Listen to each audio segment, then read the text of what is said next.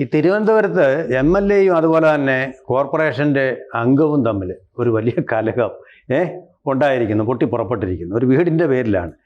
അപ്പോൾ എന്താണ് അതിൻ്റെ സംഭവം? അത് എങ്ങോട്ടായിരിക്കും അത് നീങ്ങുന്നത്? രാഷ്ട്രീയം കൂടെ ഉണ്ട് അതിൽ, അല്ലേ? അത് ഏത് വഴിക്കായിരിക്കും അതിൻ്റെ ഒരു നീക്കം? എങ്ങനെയാണ് ജ്യോതിർ ഘോഷിൻ്റെ ഒരു അഭിപ്രായം? ഇതിപ്പോൾ VK പ്രശാന്ത് MLA, അദ്ദേഹം MLA ആവുന്നതിന് മേയറായിരുന്നു. അപ്പോൾ അദ്ദേഹം കോർപ്പറേഷൻ്റെ ഒരു ബിൽഡിങ്ങിലാണ് അദ്ദേഹത്തിൻ്റെ ഓഫീസ് പ്രവർത്തിച്ചുകൊണ്ടിരുന്നത്. കഴിഞ്ഞ 7 വർഷമായിട്ട് അദ്ദേഹം അവിടെ കോർപ്പറേഷൻ അതിന്റെ ഓഫീസായിട്ട് ജനങ്ങളെ മീറ്റ് ചെയ്യാനും മറ്റുള്ള ഓഫീസർക്ക് ലാൻഡ്ലോഡ് കോർപ്പറേഷനാണ്. അപ്പോൾ ഇത് ശ്രീലേഖ അവിടെ ഇപ്പം കൗൺസിലറായ സ്ഥിതിക്ക് അപ്പോൾ ഇത് വിശാലമായ ഒരു ഓഫീസാണ്. അപ്പോൾ ഇത് പ്രശാന്തിനെ വിളിച്ചു പറഞ്ഞു, ഇത് ഈ ഓഫീസ് എനിക്ക് കിട്ടിയാൽ കൊള്ളാം, എന്നത്തേക്കായിരിക്കും മാറുക എന്നുള്ളൊരു അഭ്യർത്ഥനയാണ് അവർ നടത്തിയത്. പെട്ടെന്ന് തന്നെ പ്രശാന്ത് ഇതിനെ വളരെ ഒരു പൊളിറ്റിക്കൽ സംഗതിയാക്കി മാറ്റി. കാരണം കേരളം മുഴുവൻ അറിയപ്പെടുന്ന ഒരു വ്യക്തിയാണ് മുൻ DGP ആയിരുന്ന ശ്രീലേഖ. അപ്പൊ BJP ആണ്. അപ്പം അവരുടെ ഒരു ധാർഷ്ട്യം മറ്റേ സംഗതി കാണിക്കുന്നു. അപ്പം BJP-യുടെ പ്രതിച്ഛായയെ ശ്രീലേഖയിലൂടെ തകർക്കാം കിട്ടിയ ഒരു അവസരമായിട്ട് ഇത് CPM അവർ ഉപയോഗിക്കുന്നു. പെട്ടെന്ന് അത് വാർത്തയാവും. ഇത് വന്ന ഉടനെ തന്നെ ശ്രീലേഖ ഇത് കോൺട്രവേഴ്സി ആവുമെന്ന് അറിയുമ്പോൾ ശ്രീലേഖ എന്ത് ചെയ്ത് നേരിട്ട് ഓഫീസിലെത്തി പ്രശാന്തിന്റെ തോളിൽ പിടിച്ചുകൊണ്ട് പറഞ്ഞു, ഇദ്ദേഹം എനിക്ക് സഹോദര തുല്യനാണ്, ഞാൻ ഇങ്ങനെ ആവശ്യം ഉന്നയിച്ചതേ ഉള്ളൂ, അല്ലാതെ മാറണമെന്ന് പറഞ്ഞതല്ല എന്ന് പറഞ്ഞതോടുകൂടി ഈ വിഷയം അങ്ങ് അവസാനിക്കുകയാണ് ചെയ്യുന്നത്. അപ്പൊ ഇതിനകത്ത് ഞാൻ ഇതിനകത്ത് കാണുന്നൊരു സംഗതി, ഇതെങ്ങനെയാണ് ഈ വ്യക്തികളുടെ മനഃശാസ്ത്രം, ഈ ദുർബലമായ വ്യക്തികളുടെ മനഃശാസ്ത്രം എങ്ങനെ രാഷ്ട്രീയത്തെ സ്വാധീനിക്കുന്നു, ആ രാഷ്ട്രീയം നമ്മളുടെ പൊതുസമൂഹത്തെ എങ്ങനെ സ്വാധീനിക്കുന്നു എന്ന് പഠിക്കാൻ ബെസ്റ്റ് ഒരു ഉദാഹരണമാണ്. ഏതും രാഷ്ട്രീയമാക്കുന്നു. കാരണം വെച്ചാൽ ഇത് ശ്രീലേഖ മുൻ DGP ആണ്. ഇപ്പൊ എല്ലാ മനുഷ്യന്റെ മനസ്സിലും ഈ പോലീസും കള്ളനും എന്നുള്ള സംഗതിയുണ്ട്. ഈ പോലീസിനെ ഇപ്പോഴും നമ്മുടെ രക്ഷയ്ക്കുള്ള സംഗതിയാണെങ്കിലും പോലീസിനെ പേടിയെന്നൊരു സാധനമുണ്ട്. അപ്പൊ മുൻ DGP എന്നുള്ളൊരു ഇമേജിലൂടെയാണ് ഈ CPM-ഉം പ്രശാന്തും ഒക്കെ ഇപ്പോഴും ശ്രീലേഖയെ കാണുന്നത്. അപ്പൊ അങ്ങനെ ഒരു വിരട്ടൽ നമ്മളെടുത്ത് ഉപയോഗിച്ചിരിക്കുന്നു. അപ്പൊ അധികാരത്തിനെതിരെ എപ്പോഴും പ്രതിഷേധിക്കുകയും പോരാടുകയും ചെയ്യുന്ന ഒരു വിപ്ലവ വീര്യമാണ് CPM-ന്റെ ഒരു അടിസ്ഥാന വികാരം എന്ന് പറയുന്നത്.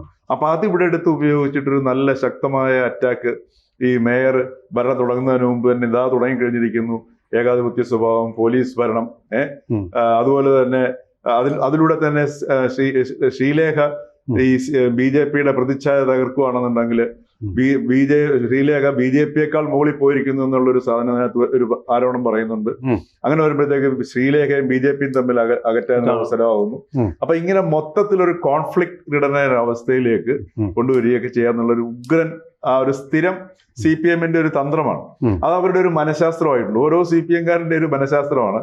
ഒരു നോൺ ഇഷ്യൂവിൽ നിന്ന് ഒരു വലിയ ഇഷ്യൂ ഉണ്ടാക്കി, ഒരു വലിയ സംഭവം ഉണ്ടാക്കി അത് പ്രചാരത്തിലേക്ക് കൊണ്ടുവന്ന് ജനങ്ങളുടെ മനസ്സിലേക്ക് കടത്തിവിടുക, ആൾക്കാരുടെ പ്രതിച്ഛായകൾ ഇല്ലാണ്ടാക്കുക, പ്രസ്ഥാനങ്ങളുടെ പ്രതിച്ഛായ ഇല്ലാണ്ടാക്കുക എന്നുള്ളത് അവരുടെ തന്ത്രമാണ്. അതേ തന്ത്രമാണ് ഇവിടെ പ്രയോഗിച്ചത്. പക്ഷേ ഈ തീയിൽ വെള്ളം ഒഴിച്ചതുപോലെ ശ്രീലേഖ നേരിട്ട് ഓടി നിന്ന് പ്രശാന്തിന്റെ തോളിൽ പിടിച്ച അനിയ സഹോദര വിളിച്ചപ്പോഴത്തേക്ക് ഈ പ്രശ്നം ഇതങ്ങണഞ്ഞു. അതിനെ കൗണ്ടർ ചെയ്തു എന്ന് പറഞ്ഞ പോലെ ആ പ്രശ്നം അവർ പൊളിറ്റിസൈസ് ചെയ്യാൻ നോക്കിയത് പൊളിഞ്ഞ് അടുക്കി വെച്ചു.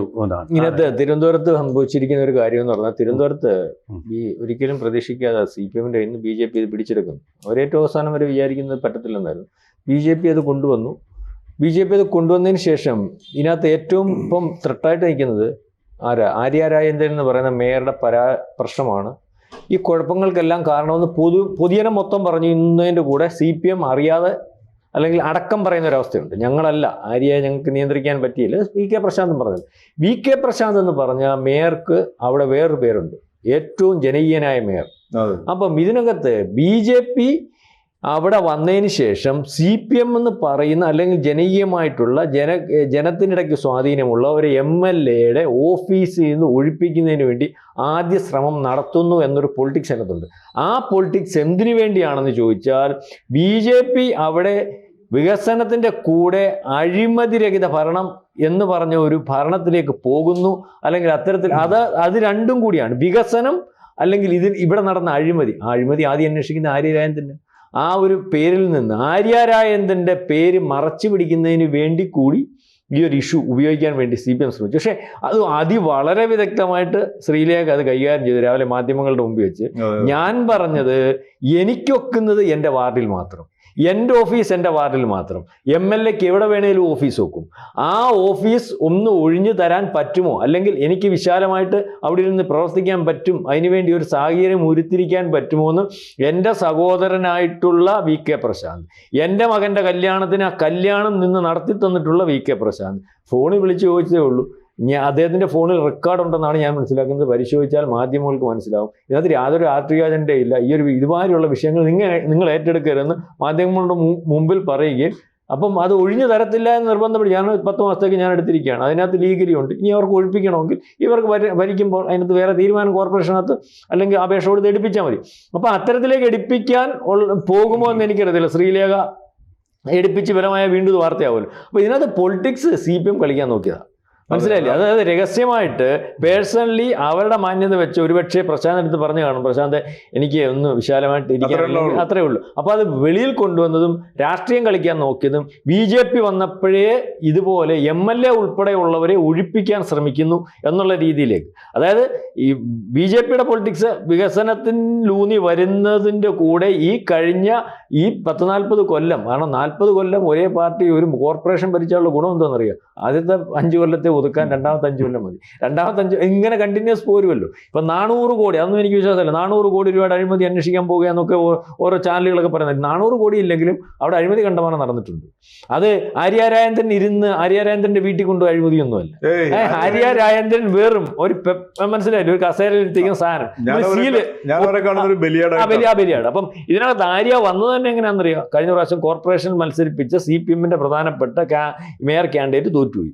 അപ്പോൾ അതിനകത്ത് ഗ്രൂപ്പ് വന്നു, കടകംപള്ളിയും ശിവൻകുട്ടിയുടെ ആള് ആര്യ രാജേന്ദ്രൻ.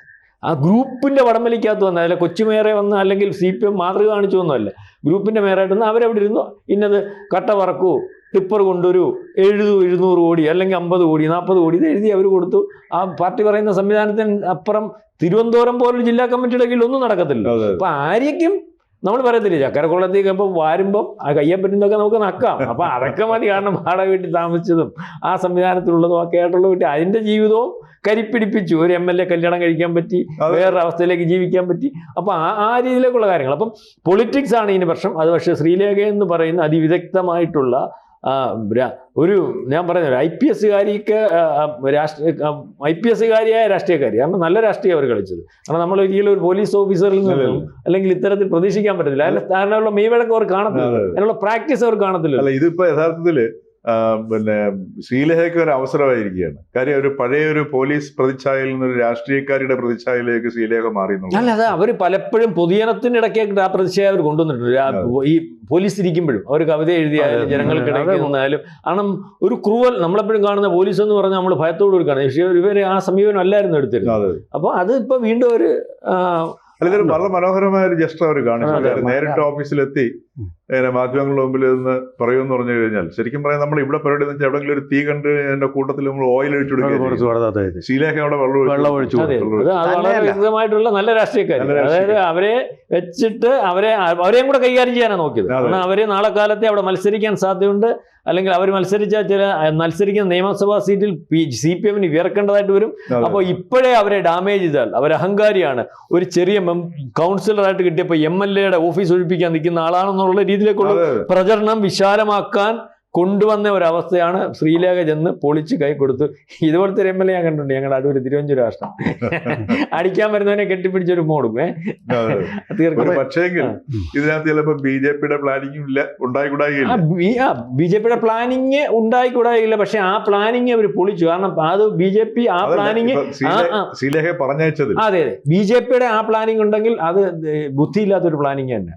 അങ്ങനെ ഒഴിപ്പിക്കാൻ പറഞ്ഞു. അതല്ല, ഈ ശ്രീലേഖ അവിടെ ഓഫീസിൽ പോയി കണ്ട കാര്യത്തിന് അത് ഓഫീസാ. ശരി BJPയുടെ അതെ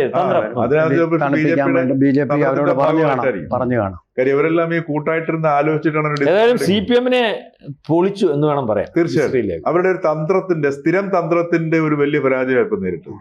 പക്ഷെ അവർ പോലീസായിരുന്നപ്പോഴേ ഈ ധാർഷ്ട്യമൊന്നും കാണിക്കാത്ത വളരെ സൗമ്യമായ മുഖമുള്ള ഒരു പോലീസ് ഓഫീസർ ആയിരുന്നു അവരിപ്പോൾ. എന്തായാലും ഇപ്പോൾ ഇതിനകത്ത് പ്രധാന ചോദ്യം, ഇങ്ങനെയുള്ള രാഷ്ട്രീയം കളിക്കാൻ വേണ്ടി ഇങ്ങനെയുള്ള നിസ്സാരമായ കാര്യങ്ങളൊക്കെ ഇങ്ങനെ ഒരു പൊളിറ്റിസൈസ് ചെയ്യാൻ വേണ്ടി VK പ്രശാന്ത് നല്ലൊരു മേയറായിരുന്നു, നല്ല സൗമ്യമുഖമുള്ള മേയറായിരുന്നു. ഇങ്ങനെയുള്ള പീറ പൊളിറ്റിക്സ് കളിക്കുക എന്ന് പറയുന്നത് ഒരു ശരിയായിട്ടുള്ള CPM പോലൊരു പാർട്ടിക്ക് പിന്തുടരാവുന്ന ഒരു അതിനകത്ത് നമ്മൾ മനസ്സിലാക്കേണ്ട ഒരു വലിയൊരു താങ്കളുടെ രാജേന്ദ്രന്റെ ചോദ്യത്തിൽ വലിയൊരു സംഗതി കിടപ്പുണ്ട്.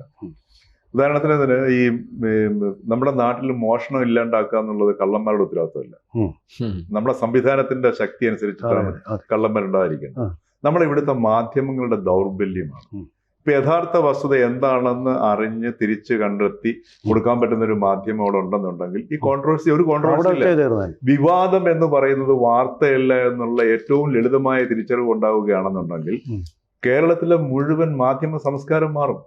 തീർച്ചയായും. വിവാദം ഇപ്പം ഞാൻ താങ്കളുടെ പേര് രാജേന്ദ്രനാണെന്ന് എനിക്ക് നല്ല ഉറപ്പുണ്ടെന്നുണ്ടെങ്കിൽ ശ്രീ പ്രശാന്ത് പറയുക നിങ്ങൾ ദാമോദരനാണെന്ന് പറഞ്ഞു കഴിഞ്ഞാൽ അപ്പോഴല്ലേ കോൺട്രവേഴ്സി വരുന്നു. നിങ്ങൾ രാജേന്ദ്രനാണ് എന്ന് എനിക്ക് ഉറപ്പുണ്ടെന്നുണ്ടെങ്കിൽ പിന്നെന്താ കോൺട്രവേഴ്സി അതിനകത്ത് എന്ന് പറഞ്ഞതുപോലെ ഒരു സംഗതി ഉണ്ടാകുമ്പോൾ വസ്തുത കണ്ടെത്താനുള്ള മാധ്യമങ്ങളുടെ കഴിവുകേടിന്റെ ഫലമാണ് ഈ വിവാദം ഉണ്ടാവുന്നത്. അതിന് രാഷ്ട്രീയക്കാർ വളരെ മനോഹരമായിട്ട് മുതലെടുക്കുന്നതിന്റെ ഒരു ഉദാഹരണം കൂടിയാണ്. കോൺട്രവേഴ്സിയിലേക്ക്. അതെ.